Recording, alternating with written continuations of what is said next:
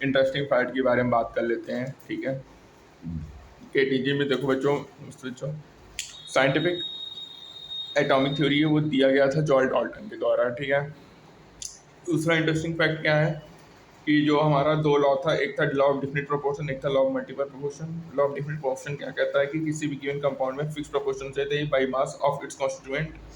और law of definite proportion multiple proportion कहता है बच्चों जब दो एलिमेंट फॉर्म होते हैं मोर देन वन कंपाउंड से तो fixed mass of one element masses होगा, रेशियो स्मॉल इंटीजर होगा।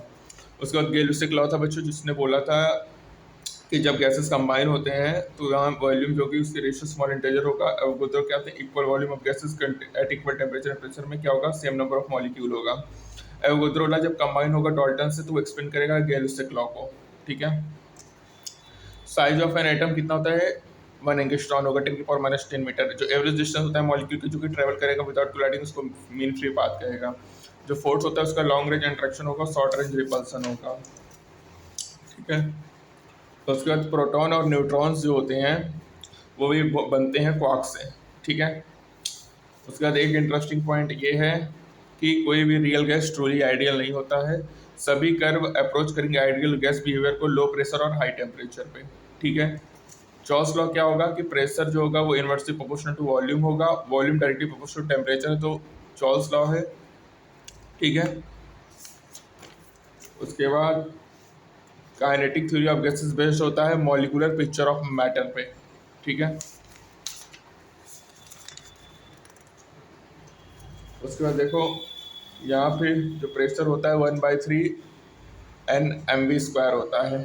ठीक है, और यहाँ पे PV = 2/3 होता है। और अपन याद रखना कि जो इंटरनल एनर्जी होता है वो केवल टेम्परेचर पे डिपेंड करता है, प्रेशर और वॉल्यूम पे डिपेंड नहीं करता है। एक इंटरेस्टिंग फैक्ट ये है कि इक्विलिब्रियम में जो एवरेज काइनेटिक एनर्जी होता है मॉलिक्यूल के डिफरेंट गैसेस का वो इक्वल होता है।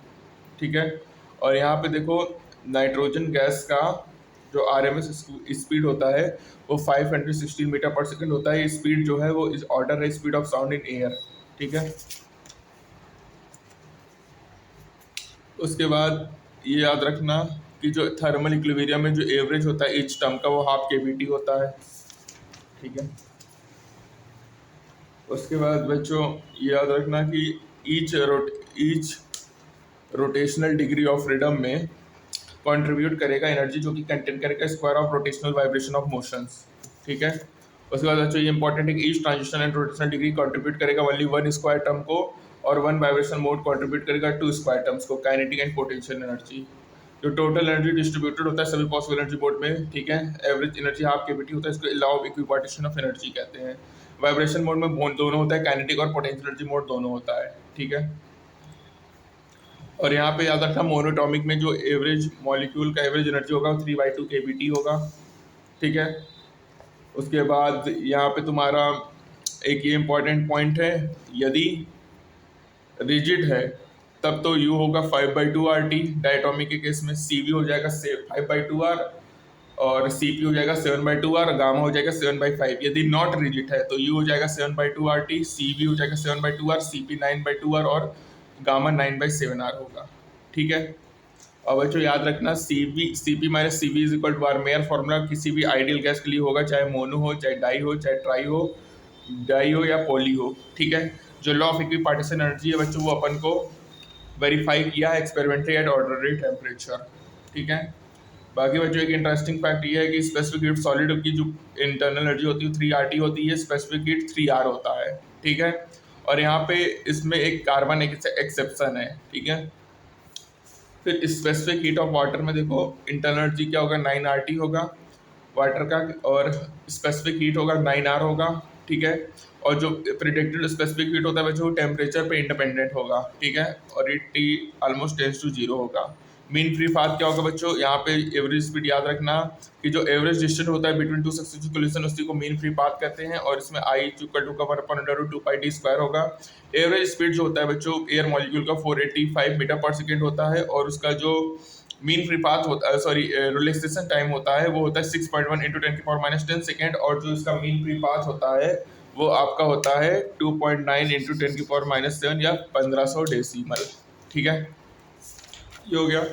उसके बाद देखो यहाँ पे एक इंपॉर्टेंट ये है कि काइनेटिक थ्योरी ऑफ गैसेस से जो बल्क प्रॉपर्टीज होते हैं, मेजरेबल प्रॉपर्टीज जैसे विस्कोसिटी, हीट कंडक्टिविटी, डिफ्यूजन, ये रिलेटेड होता है माइक्रोस्कोपिक पैरामीटर से लाइक मॉलिक्यूलर साइज, और ये रिलेशन मॉलिक्यूलर साइज में फर्स्ट एस्टिमेटेड था। ठीक है, ये भी है हमारा इंटरेस्टिंग फैक्ट। उसके बाद बच्चों ये आप देखिए P V equal to mu R T, K V into N T. K V क्या होता है इतना पता ही, आपको याद रखना है कि रियल गैस सेटिस्फाई करेगा लो प्रेशर और हाई टेम्परेचर पे। और यहाँ पे बच्चों मिक्सचर ऑफ गैसेस में फिक्स टेम्परेचर में जो हैवियर मॉलिक्यूल होगा उसकी लोअर एनर्जी स्पीड होगी।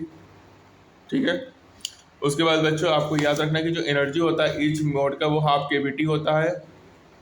ठीक है, और उसके बाद आपको याद रखना है कि वाइब्रेशनल फ्रीक्वेंसी में दो मोड ऑफ एनर्जी है, काइनेटिक एंड पोटेंशियल है, जिसकी टोटल एनर्जी केवीटी होगा। और law of equipotential of energy से molar specific heat of gases को डिटरमाइन कर सकते हैं। ठीक है, तो using law of equipotential of energy molar specific heat of gases can be determined है। ठीक है, उसके बाद बच्चों आपको इंटरेस्टिंग फैक्ट में याद रखना है कि जो प्रेशर होता है एग्जर्ट करेगा फ्लूइड एवरीवेयर, और कोई भी गैस जो है यदि वॉल्यूम ऑफ कंटेनर के अंदर है तो वो इक्विलिब्रियम है, क्योंकि प्रेशर दोनों साइड लेयर के सेम होगा। ठीक है, और ये बच्चों याद रखिएगा लॉ ऑफ वाइब्रेशनल मोड में 2 डिग्री ऑफ फ्रीडम होगा, काइनेटिक प्लस पोटेंशियल होगा जो कि केवीटी होगा। बच्चों याद रखिएगा इक्विलिब्रियम में स्लाइट इंक्रीज होता है डेंसिटी एट लोअर हाइट पे, जैसे एटमॉस्फेयर में। ठीक है, और बच्चों याद रखिएगा V square is not equal to V square, क्योंकि जो एवरेज होता है स्क्वायर क्वांटिटी का वो नेसेसरी नहीं है कि वो एवरेज का स्क्वायर हो। ठीक है, तो यहाँ पे हमारा कंप्लीट हुआ बच्चों इंटरेस्टिंग फैक्ट। Thank you.